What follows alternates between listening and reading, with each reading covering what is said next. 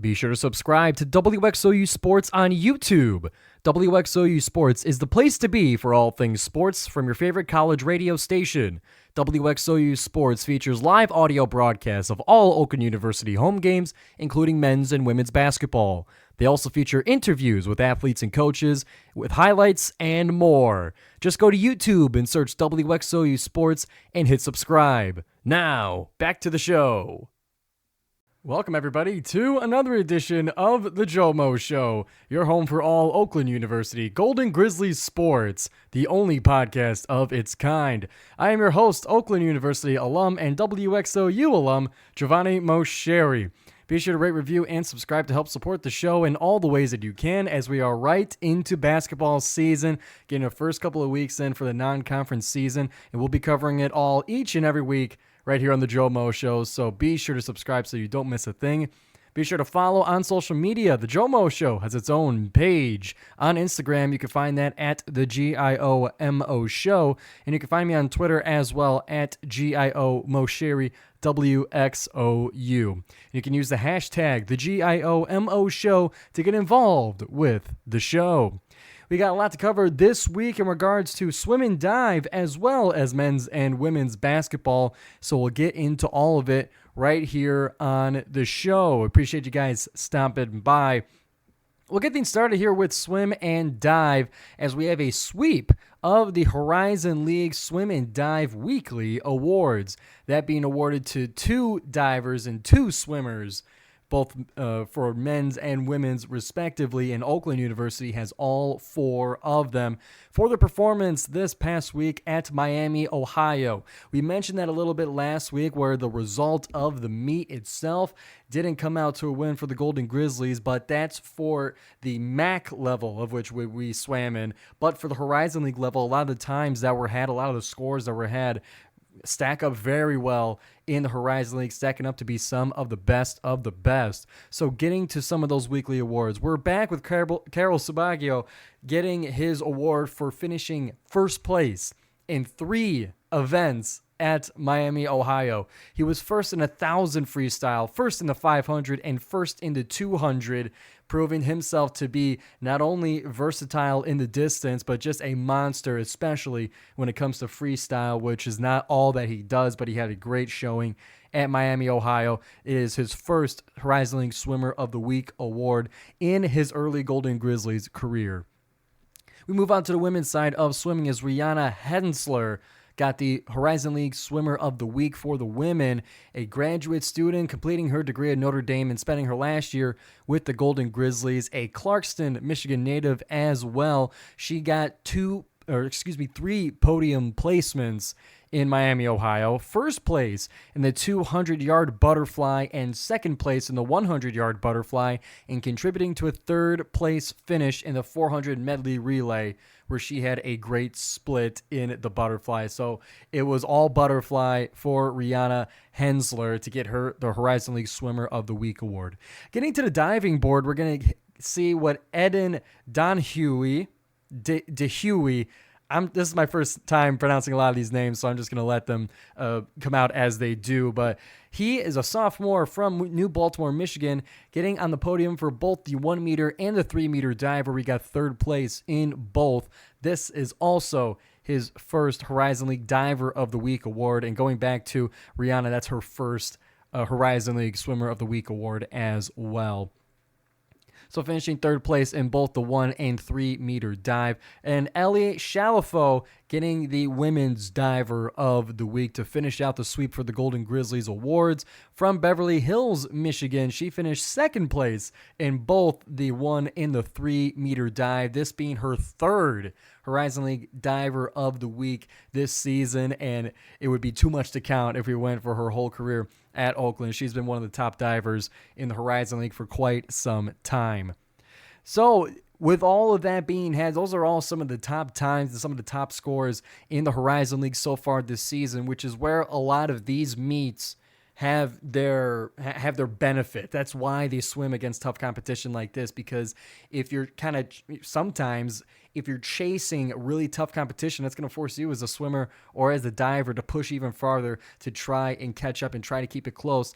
and trying to do that in the MAC, where a lot of the higher level swimming is, especially then we go up to when we went to Ann Arbor to face Michigan and go to Big Ten swimming levels. That all translates to much faster times in the Horizon League. So a lot of these times being some of the best and being the times that the rest of the league is going to be chasing throughout their dual meets, throughout their invitational meets throughout this season.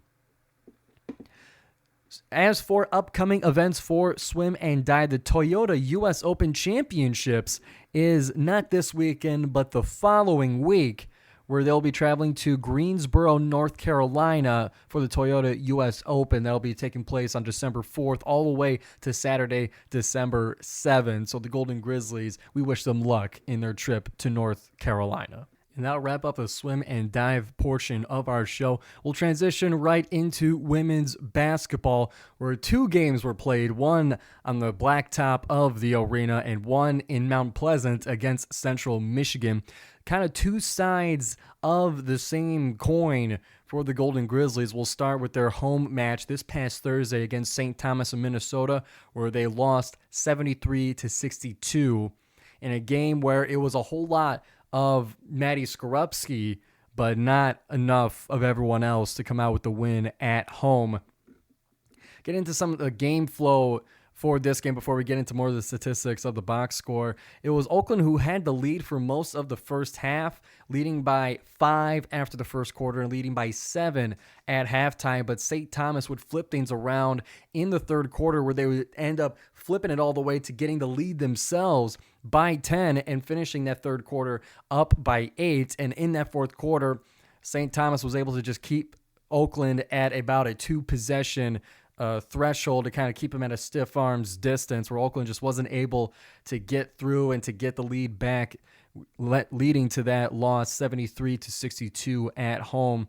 It was a lot of Maddie Skorupski, as I said, is she was 7 of 12, 4 of 6 from 3, and was 6 of 7 from the free throw line, all adding up to a team leading 24 points, and I would actually lead the entire floor for the night.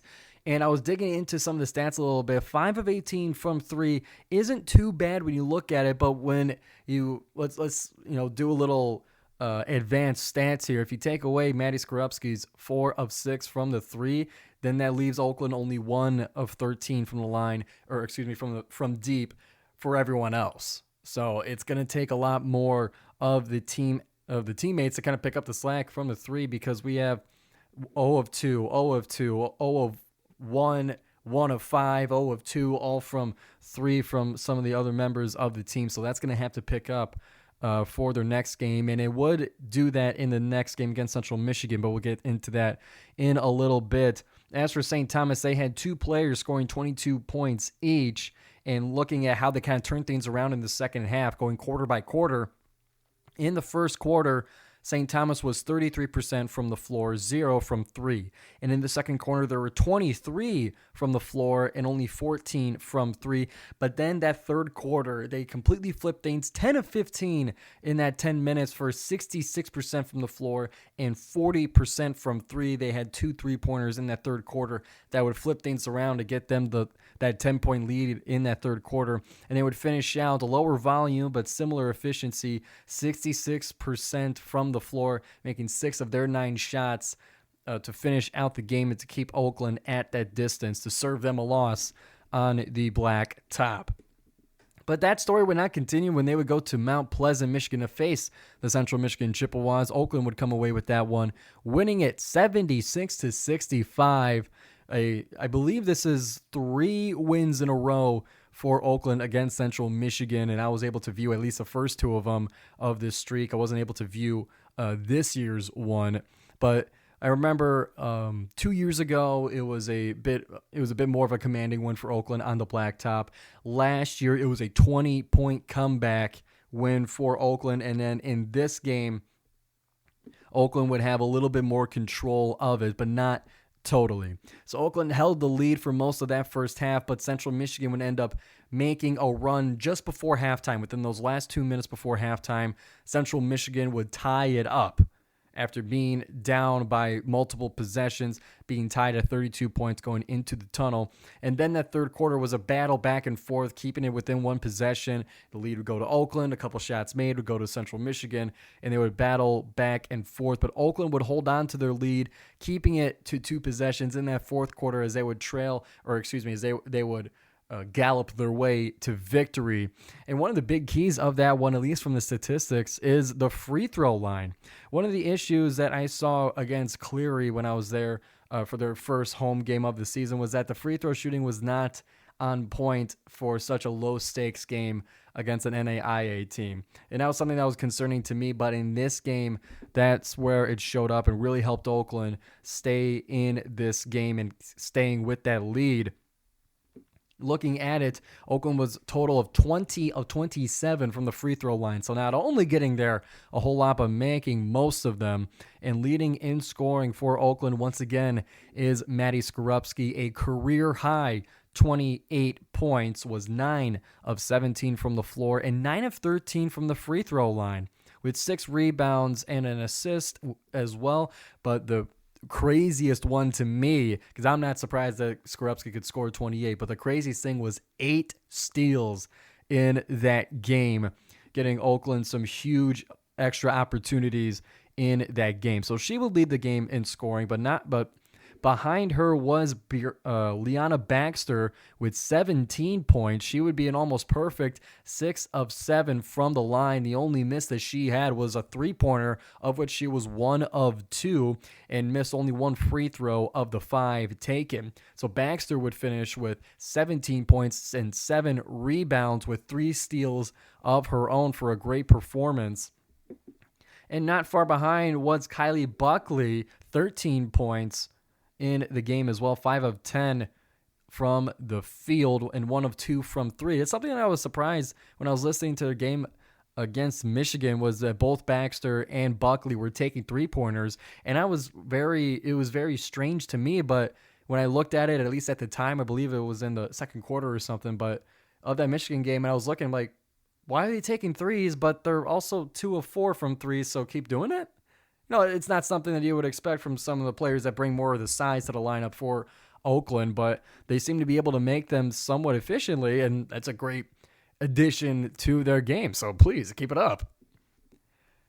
But some of the lowlights for this game, looking at the box score here, Danny Grimm and Madison Royal Davis unable to make a shot out of the 14 taken between the two of them. But Madison Royal Davis would make up for it with 12 rebounds, and Grimm would make up for it with 5 rebounds and 5 assists. So despite their struggles to score, they were able to support the team in other ways to help get the win for Oakland. Macy Smith would come back from 3, making 3 of 7 to improve what she has been doing, kind of bring back the action she had against Cleary, where she, I believe, was 6 of 8 from 3. So starting to bring a little bit of that 3-point shooting back to the lineup as well, all adding up to that 76-65 win over Central Michigan. That puts the women's basketball team at 2-4 on the season, with a 1-1 record at home, 1-3 away, and a coast-to-coast classic coming up for them this weekend, November 29th and the 30th. They'll be heading to Daytona Beach to face the University of Richmond and Old Dominion for a little bit of sunshine, but right after Thanksgiving. As the basketball teams, they like to find nicer weather during the beginning of the holiday season, and that's women's basketball's trip to Daytona Beach. That's where they'll get some of the sunshine and try to improve their game before coming back to the Horizon League play, where they will come back home on the 6th of December to face Wright State to open up the league play at home. And finally, we'll finish things out with men's basketball having one game played in the past week, that being at home against Eastern Michigan, one that we were all really anticipating because of the tough road trip that they had in the 3 previous games, finally getting the chance to come home against a similar leveled opponent to try and see if that road trip ended up bringing a lot more improvement in their own level. But unfortunately, that would not be the case, as Oakland would fall to the Eastern Michigan Eagles 68-67 in a disappointing game on the blacktop. I was in attendance for that one, able to see it with my own eyes, and pretty soon you guys will see on the YouTube channel me and Griffin Beers breaking down that game like we did the road trip last week. So be sure to subscribe once again to the GioMoShow and check that out. We get the mind of the beat writer from the Horizon Roundtable and someone who's been around Oakland basketball for like literally his entire life. So it'll be great to get that conversation with him also. And so be sure to check that out. It should be up today as you are watching. But this one was definitely surprising. I knew that since Eastern Michigan, they held pretty tough, and they kept it close and competitive with Cleveland State. Actually, let me check, because I don't know if they actually beat Cleveland State or not, but I know that it was close, so proving that they could play, or that the Horizon League can play to their level. They would lose 71-63 to Cleveland State, so Cleveland State able to get the win there, but Oakland, as the other representative of the Horizon League, unable to do that as well. They played IU Indy earlier as well, 74-71, keeping that one really close. So all that, those two previous games against the Horizon League proving for this one to be a real test to see what has Oakland been able to work on, to improve on as they come home from that road trip. That really tough one. Boise State, Illinois, Kansas, all in succession, all far away on the road. But we did not quite see what we were looking for. The three-point shooting is still a struggle for this team, even though they were at home. And just the offense is the thing that is concerning the most. Not only just the three-point shooting, but Campy was mentioning in the post-game press conference that a lot of the guys just still don't know the sets and are still struggling to perform and execute the offense. And that's why it kind of looks as clunky as it does. And that's unfortunate to see, because you could definitely see the potential with the individual play with Mukeba, with Baru, and you saw a little bit of it from DQ as well. There is the individual talent there. I don't think that one's in question, but it's just the execution as a whole. There's the parts, but then there's the sum of the parts. We got a lot of good parts, but not a sum of the parts on offense just yet. And that proved to come to fruition from the three-point line. 3 of 18 is what Oakland ended up with. That's good for 16.7% from deep. If only a few of those three-pointers went in, then I think this game would have been a lot different. But Oakland was just cold for the longest time. It got to like 1 of 11 at one point, and they were able to pick it up towards the end. But it just was not enough to make things happen. Meanwhile, Eastern Michigan was able to rain down threes. They were able to make 9 of 24, good for 37.5% in the arena. Having a couple of players get into the high teens of points as well, but it's just still struggling with the offense. And again, if you want more in-depth stuff, go check out my conversation with Griffin Beers about that. But another aspect of that game, I kind of go to bullet points of what I noticed and kind of talking points from it. One big thing in this game was that Al Mukeba fouled out with 10 minutes left to go in the second quarter, in the second half, and that one made a big difference in this one, because I think it was clear that Mukeba was the best player on the court, and for him to stack up the fouls really early in the first half, and then with 10 whole minutes, with a quarter of the game left to play, unable to have him on the floor, was a big hit. Now, Baru was able to play that role very nicely, as he was 7 of 9 from the floor, and at one point he was 5 of 5 on his way to that 7 of 9 from the floor. Baru would end up with a team leading 16 points in that game, along with 4 rebounds and 2 steals. But you would like to have the option of both Mukeba and Baru, but Baru did nice in his stead. But that just definitely didn't help to lose your best player. But speaking of the best players, DQ Cole late in the game it got down to the last couple of minutes where it looked like DQ was just taking over the game. He would be grabbing the rebounds. He would take it up the floor. He would fire a three that would not end up coming through, unfortunately, especially in the last possession, shooting unfortunately an air ball three-pointer from the left wing. But you can tell that he was starting to kind of take over, and him being the guy in those moments where he's been able to make, game-winning shots before. He's been able to, he's a good three-point shooter, but for whatever reason, it's just not coming through for him or for the rest of the team so far. But DQ would also, within that effort, picked up, which shocked me when I read the box score. I'm like, wait, 14 rebounds? Yeah.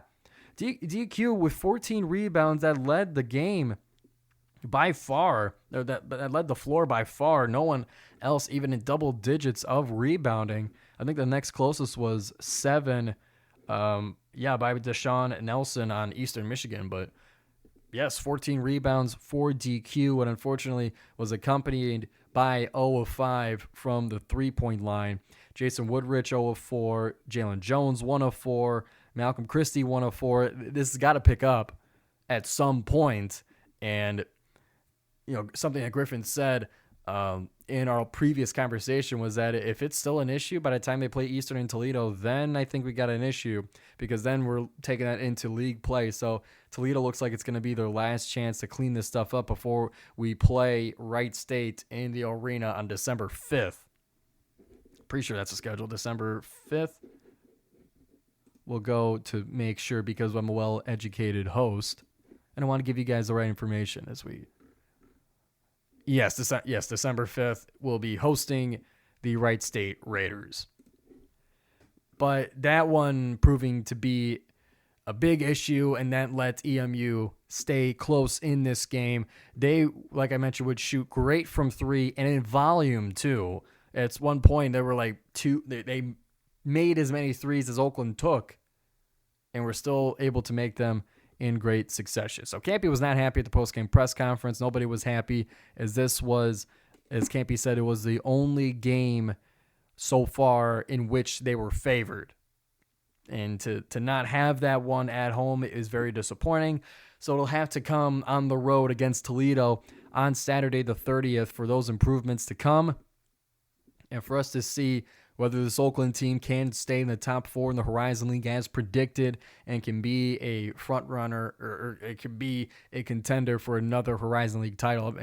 These 2 early games in the slate are very important, because like we saw last year in the final standings, the difference between 1st and 8th place was only, I think, a couple of games, maybe 3 at most. So these early ones can have huge implications in the end of the regular season for those seeding purposes. So got to get this fixed pretty soon, and I'm sure there's going to be an extra emphasis on the offense throughout the practices of this week. So here's to the Golden Grizzlies improving. Here's to their next game, like I said, November 30th at 7 p.m. at the University of Toledo.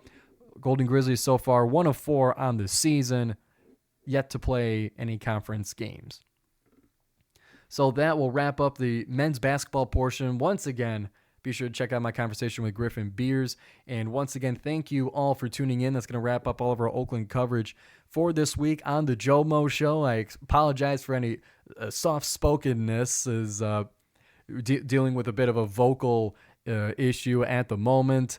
But we're able to still get the show out, so I hope you guys enjoyed, and hope you guys will be back for next week. And a little heads up for all of you that skip to the end and stay all the way to the end.